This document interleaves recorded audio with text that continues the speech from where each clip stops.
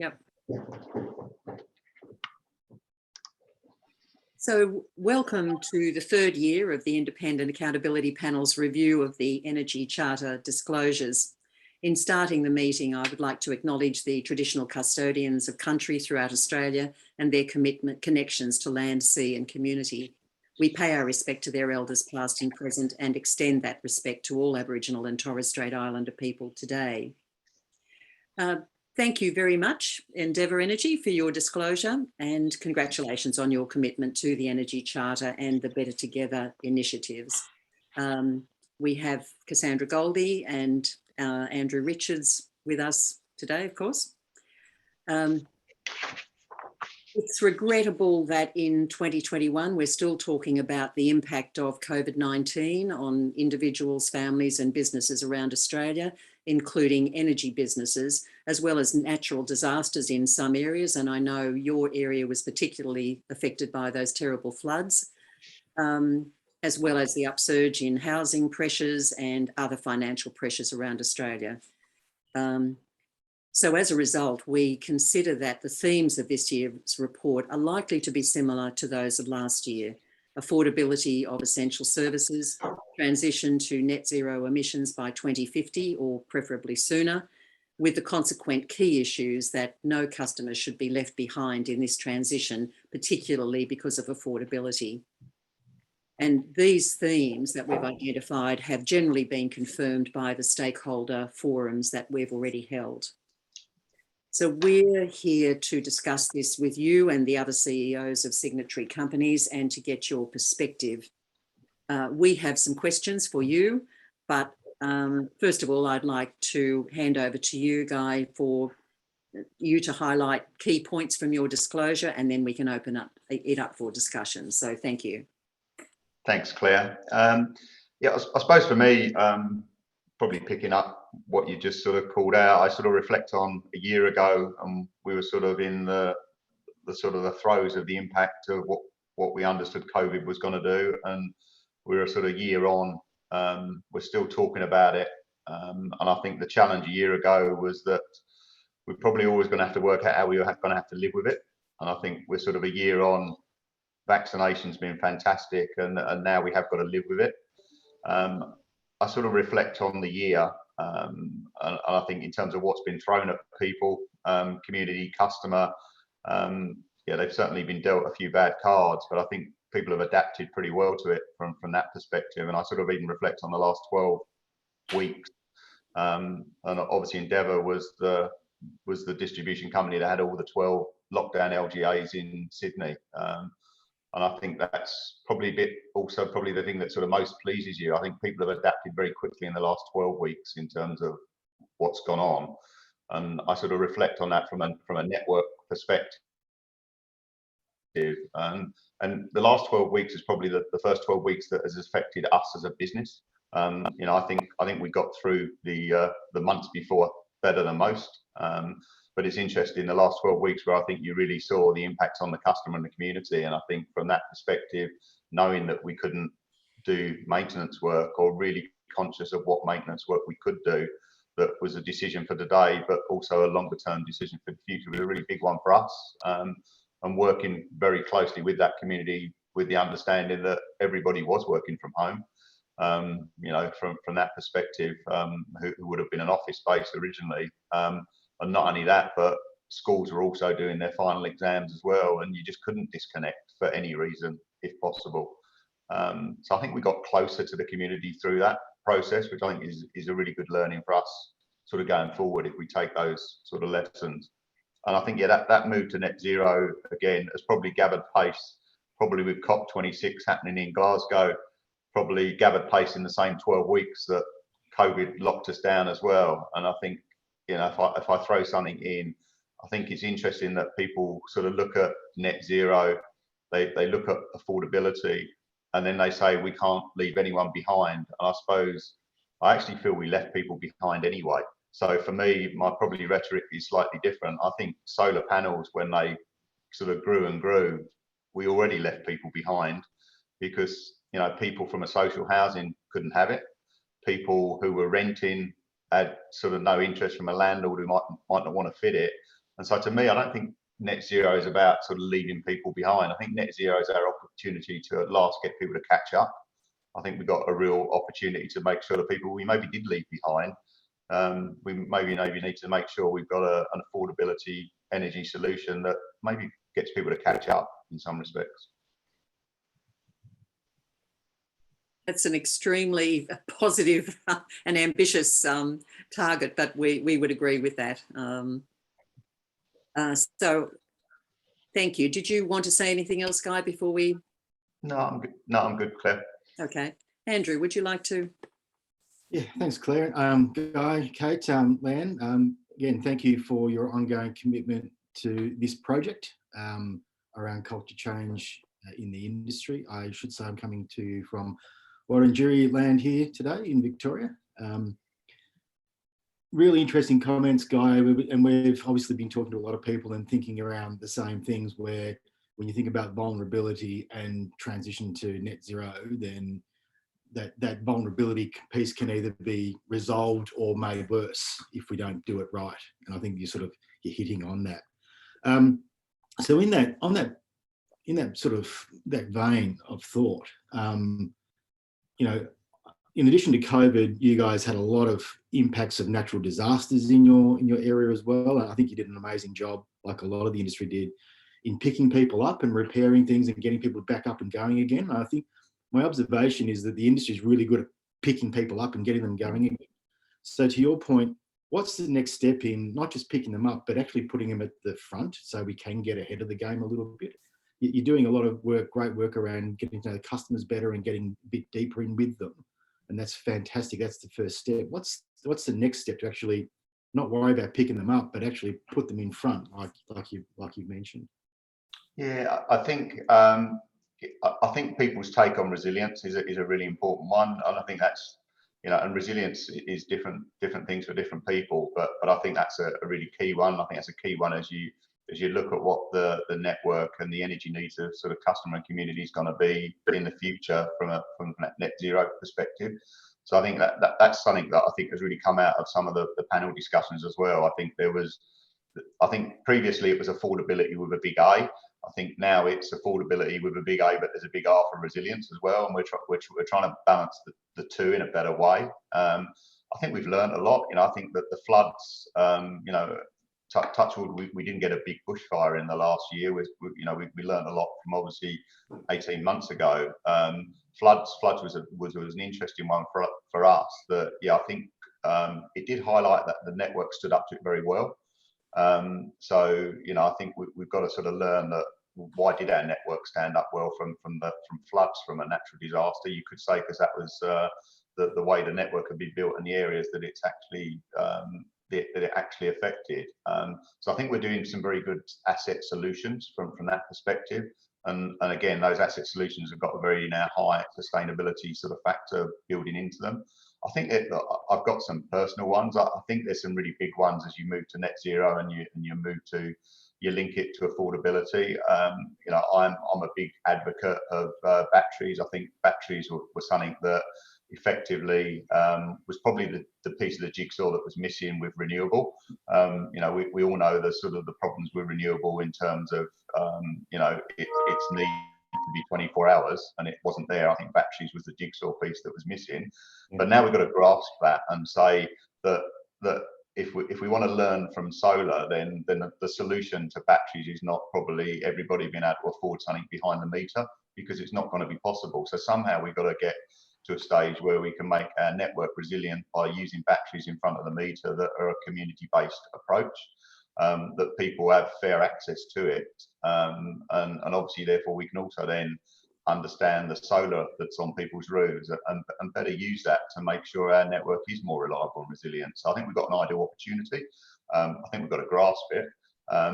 Again, I'm not going to say I'm not an advocate of behind the meter batteries, but I also know there's a cost associated to it, and it won't be available, affordable to a high majority of our community. And so we know we've got to make sure that we can get a network in the future that balances both, and harnesses the fact that we know solar is just going to increase and increase. So I think we've got a great opportunity. We've got to work together much better with with us across the energy chain, from sort of retailer through to obviously government and regulator, to make sure we do get a solution that works. But I think you've got to look positively that you've got the tools to do it now. You have got the innovative solutions are actually available. So you can't say we're waiting for something to emerge. The technology's there. So don't let the people, the government, the regulator, the process, the policy, hold you up, because I think you've got a great opportunity for customers there. That's a really important point, that so much of the transition is about new technology and people buying new technology, utilizing new technology. But as you say, a lot of people can't afford that, will never get access to it. So what are ways that they can get access? And I think community batteries is one of those ways. And if we make that successful, so what are the, is that I mean, I know you're leading on this. What are the sorts of things that we need to do to accelerate it then, to make sure that gets in? Is it government support? Is it regulatory? I'm really interested about how we actually take the next few steps forward to make sure that we get ahead of the game a bit.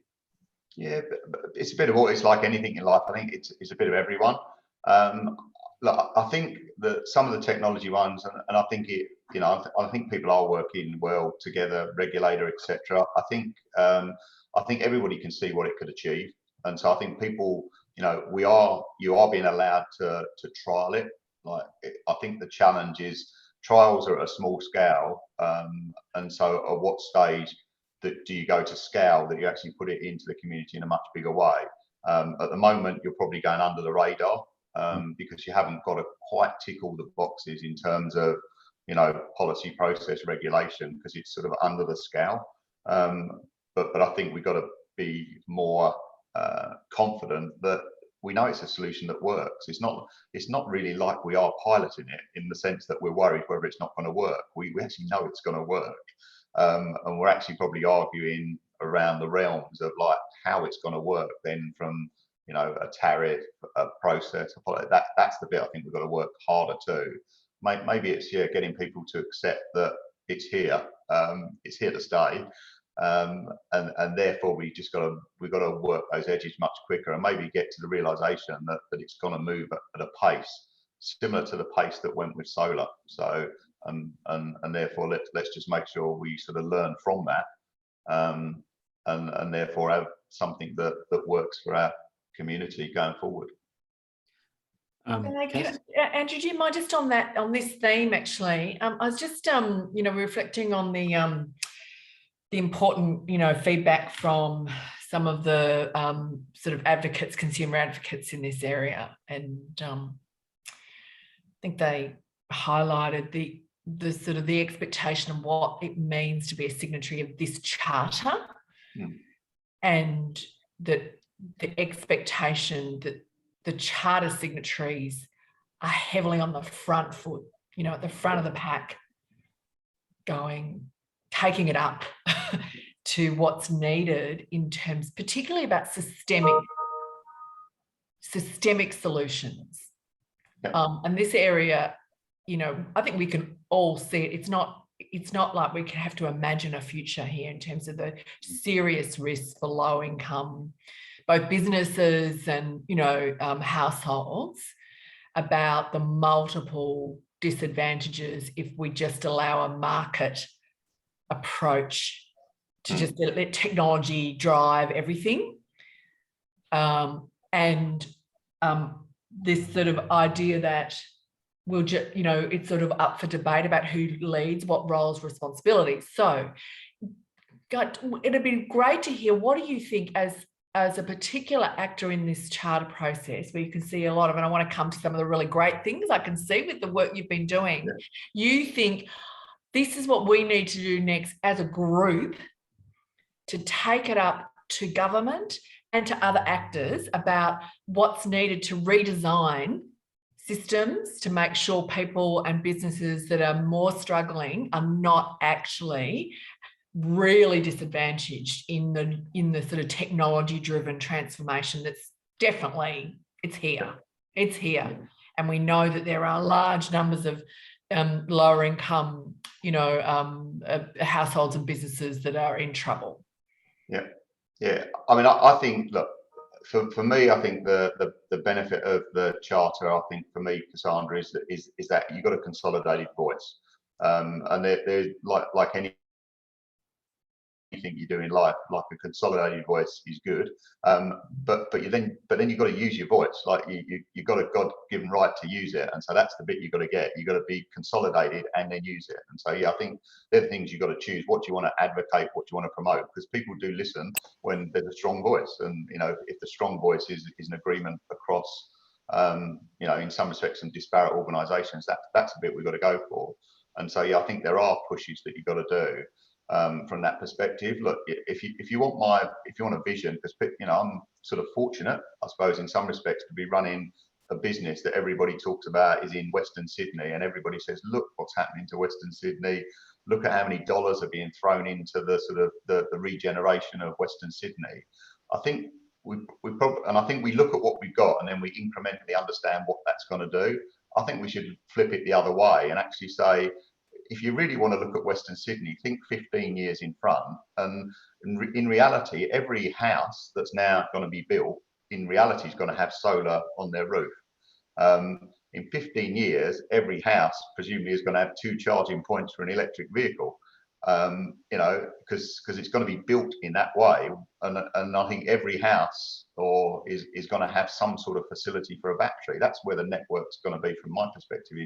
So sometimes we need to, for example, we've got a whole lot of construction going on now. Where's the voice of signatories on standards, for example? Yeah, and I think that's where should we go to next? I think they're the places I think we should go to next.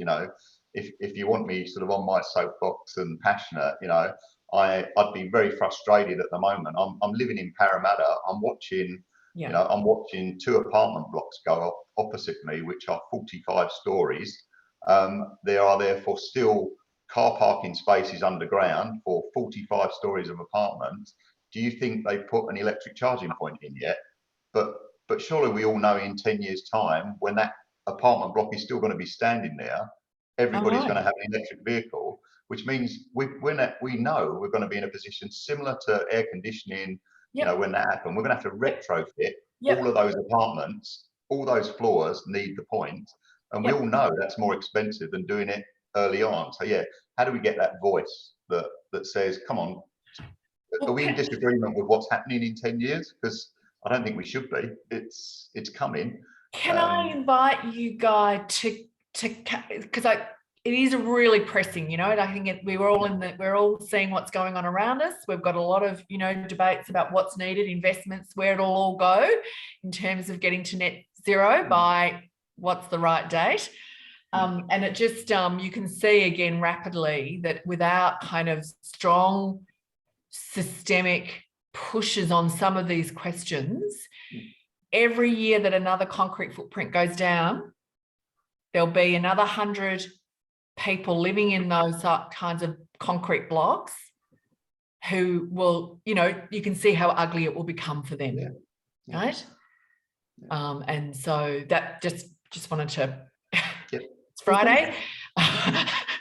We were all watching the last 24 hours, and I just, Andrew, back to you on it, or Claire, but I just really would like to, we're debating, is it a Better Together process? It doesn't feel like the right scale. Better Together is more of that kind of, dialogue process.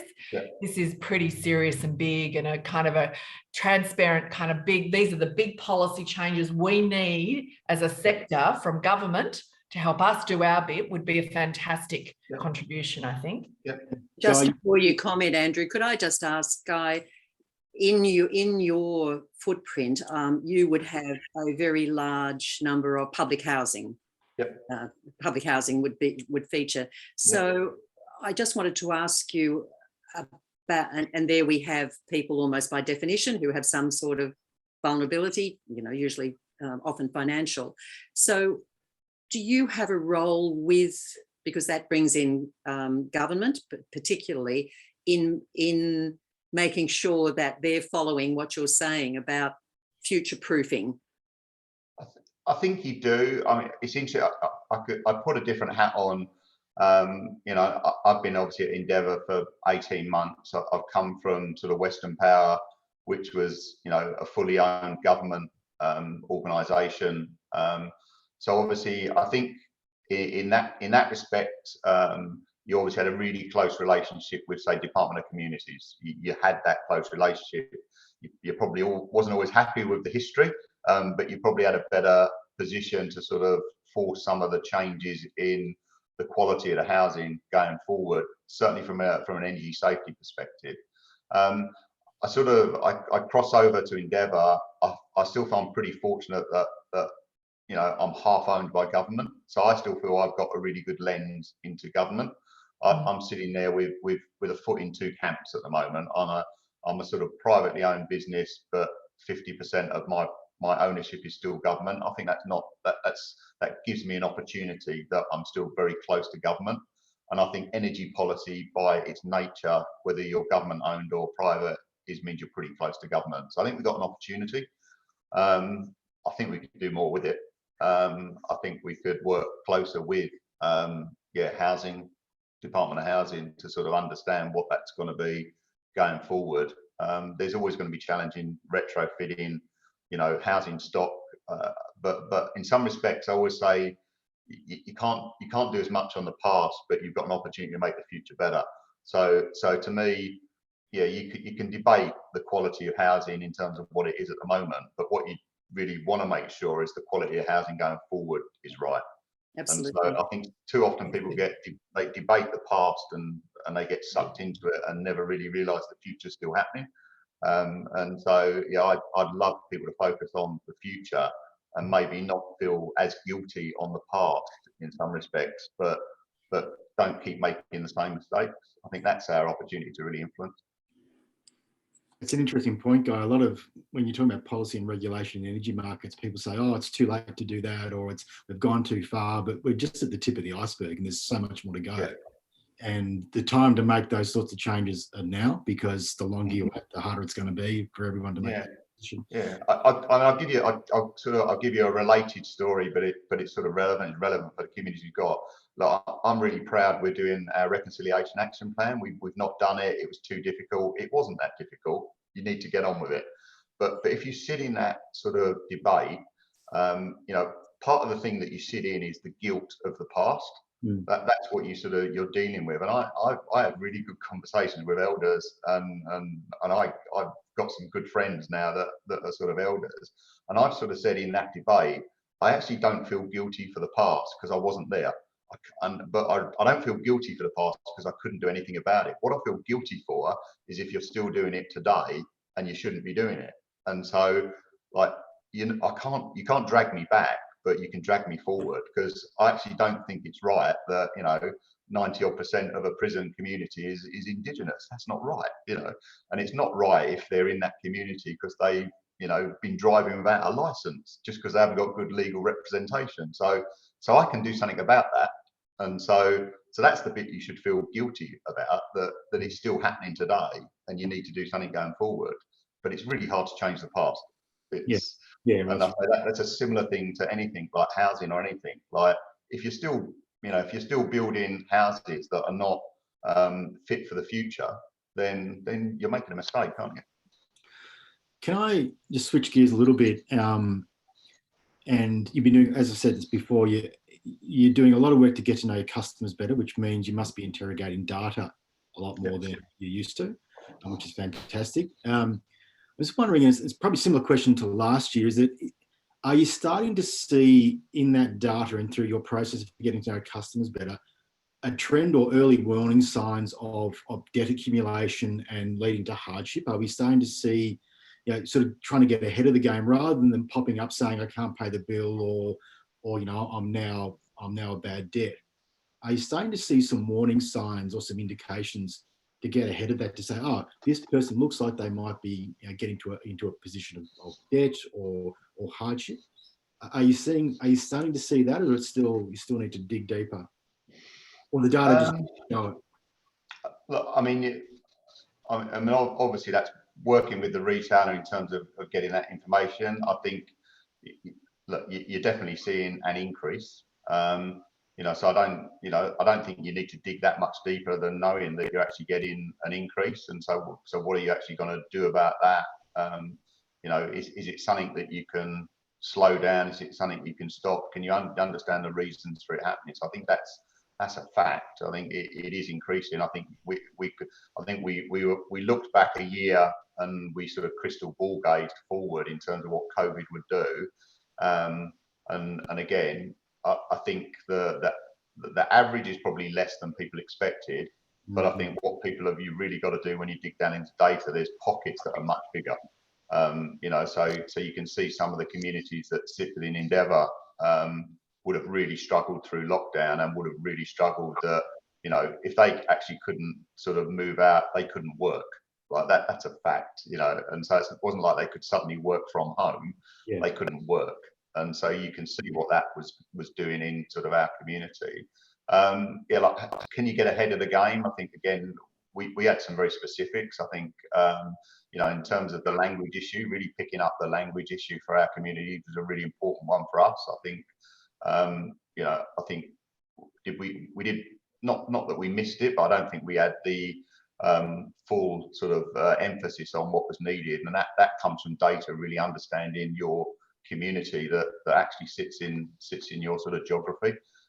So not just even from a debt perspective, but just knowing the customer and who sits in your community, and then overlaying some of those sort of things. So yeah, I think you can help. You can get in front of the game, therefore, in terms of being able to communicate with them better, being able to get them to understand the solutions that are out there available for them, and then you can actually work with what better solutions could work going forward. So I think, yeah, I think we've got a better understanding of our community.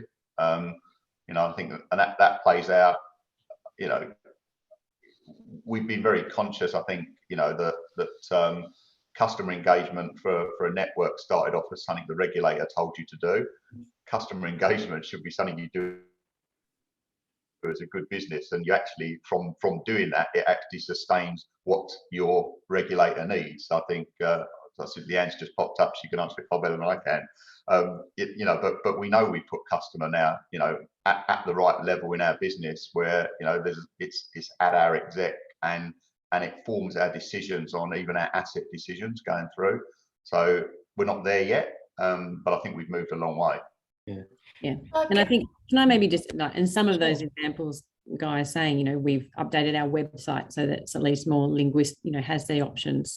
We are doing a Uniting Energy program, like to try to get, like, probably going back to Andrew, to your question about getting in front of it, to try to educate some of the more vulnerable, you know, and, you know, the called community about the energy system, because, and we've done a lot of research focus groups with customers at different levels, and, you know, they want to know, you know, there is a lot of people don't understand how the energy system, what the ecosystem works between gentailers, distributors, and everything. And so it is a bit of that education piece as well. So we're trying to build that in, as well as probably working a bit closer with the retailers about what the vulnerability numbers are in our areas. So I think it comes back maybe even to Claire, your opening comments about, you know, the energy charter. You know, I was a little bit of a skeptic at the beginning, because to me, the energy charter, it's a collection of people doing a report, but you should be doing it anyway. But I think in this industry, you know, it's trying to bring all of those voices together. So it is trying to collaborate better across those different layers. And we're trying to get that more of a interface with our customers. And in those focus groups there, you know, I think it's, what do we call vulnerable customers? And because, you know, I saw firsthand in floods that people that were normally not considered vulnerable all of a sudden were, when they were losing everything, and they just needed, you know, so a great thing was having that community liaison. You know, we were there trying to help them on the spot as they were getting reconnected, and working with the SES and the AFP. And then vulnerable customers in the research are saying they would really like that concept of community batteries and sense of community that would bring. And then some retailers who are looking at the debt levels and thinking, well, if I put solar on that, you know, social housing block, it's actually going to reduce the debt in the long term. So the whole ecosystem is trying to come up with different ideas. It's just a matter of, you know, probably to Cassandra's point, having a loud voice from all of us. So, developing. Andrew. Yep. You go next, or I just on that, because Guy was also talking about, yes, the regulator requires you to do things, but I think we can see evidence of people going above that and beyond that, and building a different kind of business case for value. And maybe and the knock before you disconnect is probably one of those business cases where it looks like, hey, I'm going to be sending people out in the field knocking on doors, it's going to cost me money. But ultimately, if that reduces the amount of bad debt that you have, then there's a positive business case there. And I think maybe thinking about, it seems to be and this is a bit of a theme coming through, I think too, is that thinking about a different business case, thinking about the way you look at value and and the avoidance of a loss is always harder to create a business case for than building something new. But I think that avoidance of loss business case is starting to come through a bit stronger. Sorry, Cass. that's Well, I just wanted to ask about that. I wanted to particularly ask about the knock before you disconnect, because one of the at one of the forums, one of the advocates raised that and said it has proved its worth. It does prove that there is a cost, but it's proved that it's cost effective. So why is it not rolled out now across all businesses? So I just wondered if you could comment on that, Guy. I think you are trying to put it into a business as usual. Yeah. Probably picking up Leanne's point, I think that the long term, it's sort of it's a no-brainer commercially.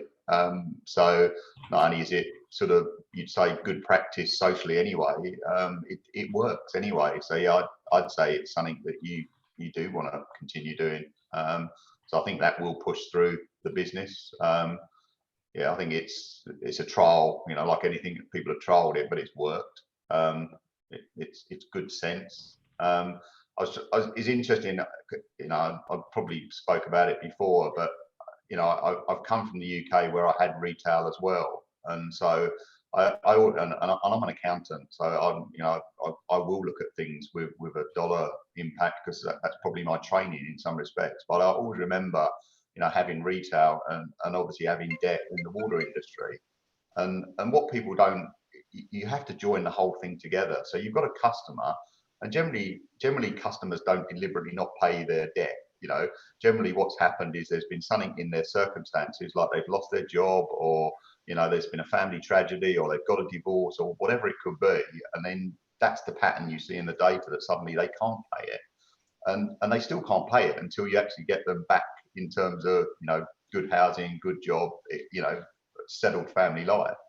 And so I watched it in the water industry, where literally what happened was, they get a bad debt, and then in a year's time, you still can't pay it. In a year's time, you give it to a debt collector. So you pay money to the debt collector to collect the debt. They still can't pay it.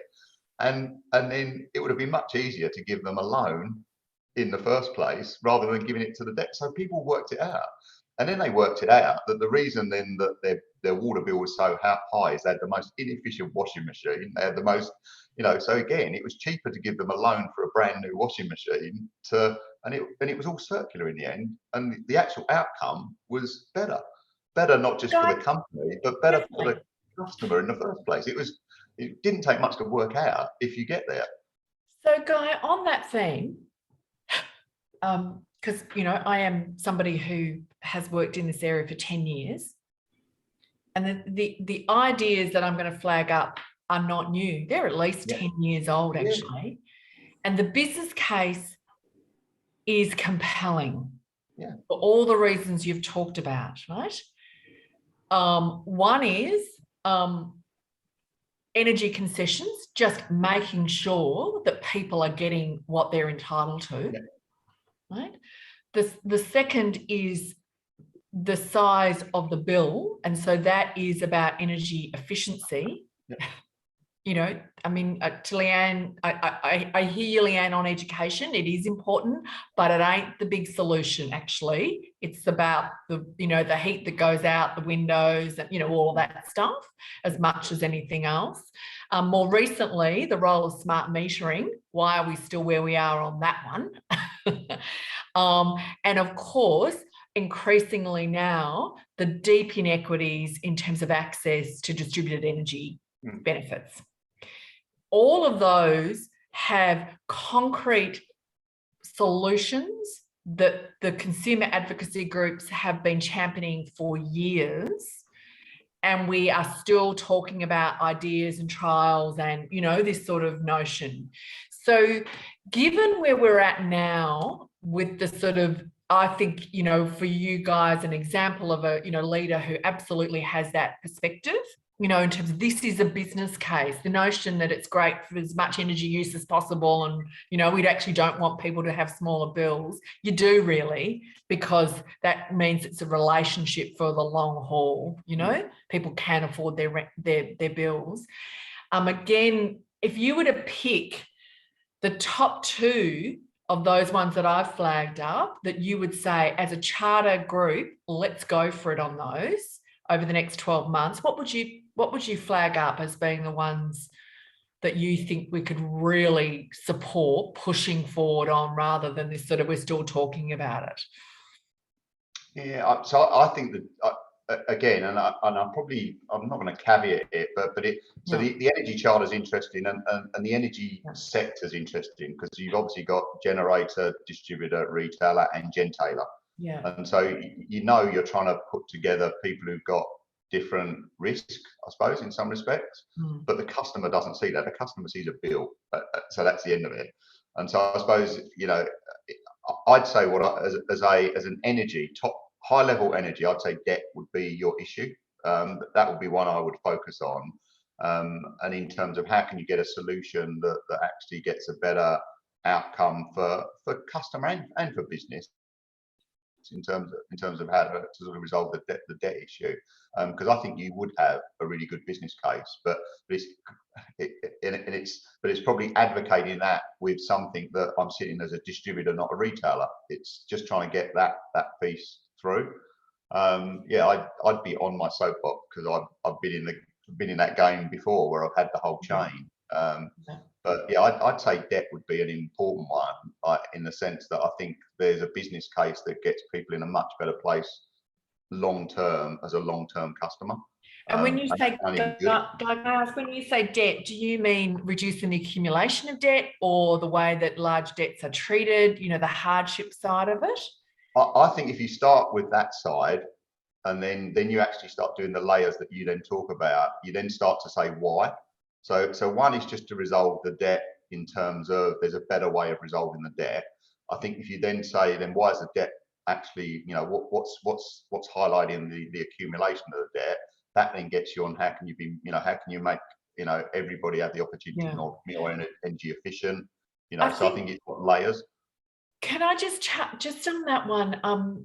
Because a bit, Leanne, because I think, for example, you know, the education side is a really critical part of like how when you're in distress, you know, and how to engage and don't sit back and don't, you know, come forward. And so those different sort of protective mechanisms on managing energy debt to make sure people stay connected is one part. But I think what we were talking about as we came into today was really trying to focus at the front end, you know, how to make sure that people don't get there. And there's only so much that retailers can do, because you've got people's income adequacy, you've got particularly housing costs, and they're two big things that are pretty dynamic, aren't they, at the moment?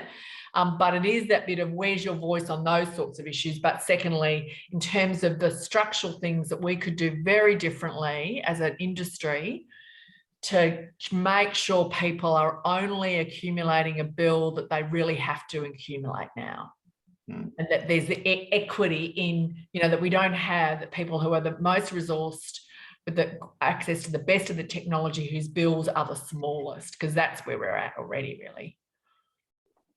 Yeah, I don't disagree, because you'd always want to be forward of the game. I just find that the debt issue has happened, and it's probably back to that point. It's happened, so now resolve it. But don't just resolve the debt, resolve the reason it happened, and then that gets you to your forward piece. Because if you then, it's not just about helping a population get back, so that they're comfortable when their bill falls through their letterbox and they're not stressing. So you give them that comfort, but you also use that opportunity to say, why did they get there in the first place? And that gives you your forward thinking piece, like how do I get them to be more energy efficient? It's probably just the way to tackle you know, to join the two, because I think if you get momentum, debt is quite a big piece. So if you could actually resolve the debt piece, you're actually going to get a high proportion of your population that could then be forward thinking on the energy efficiency. Because again, probably a large reason for that accumulation is the energy efficiency piece. So it just sort of tries to join it rather than tackle it in two ways, from debt as one and efficiency as the other. Yeah, and there's a proactive things, you know, as we demand management education. So, you know, where we have, you know, running, and again, they're trials for smaller groups, but having with systems where we can interact and stop people, you know, on those hot peak days, like to help our load, but it also helps their energy bills in the long run. And you know, just some of the, you know, some of that messaging to customers about the energy efficiency and how to keep their house cool when they're, you know, rather than having to run their air conditioner and things like that. It's whose role is that? Well, it's a bit of everybody's. And even the Off-Peak Plus program that we've got, you know, it's benefit of the solar from some, but it's storing the, and it can be used for the neighbours who may not have the solar. So we are, you know, trying to be at the front of some of those things, but it is a bigger issue for everyone. Leanne, I note the good work that you've been doing with the Sydney Alliance. I think that's really important work.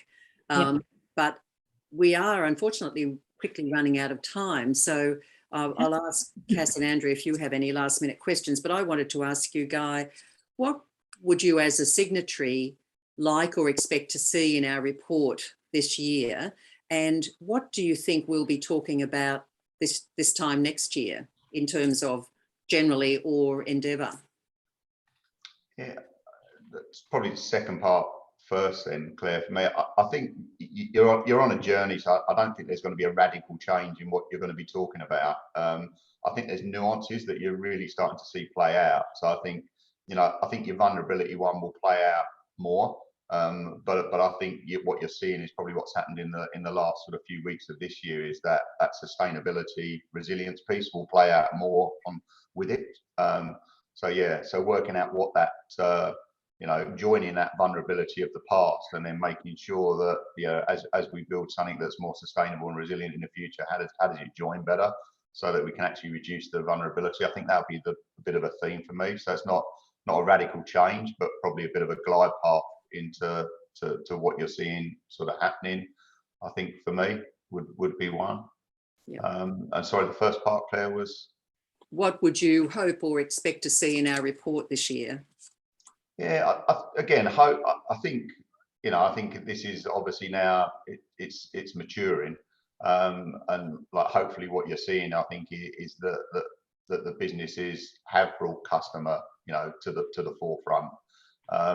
Maybe just a bit of a prod in terms of how they could sort of continue to improve that. So I think, you know, you know, the sector has been on a journey. You know, I've jokingly said it probably took them 20 years to realise there was a customer.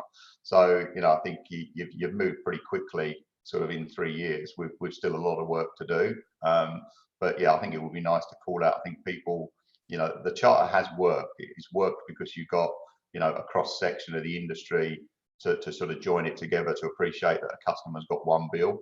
And I think that's the bit that sort of pulls out for me that, yeah, we've improved, but yeah, we know we've got a fair bit to go still. Thank you. Andrew or Cass, any last minute comments or questions? I've got comments, but they're not going to be for last minute, Claire, so I'll draw a line underneath it. Other than just say thanks, folks, for Thank you. I'll just make a comment, which is I think we will really highlight and congratulate you for the engagement that you've designed, that you've put in place.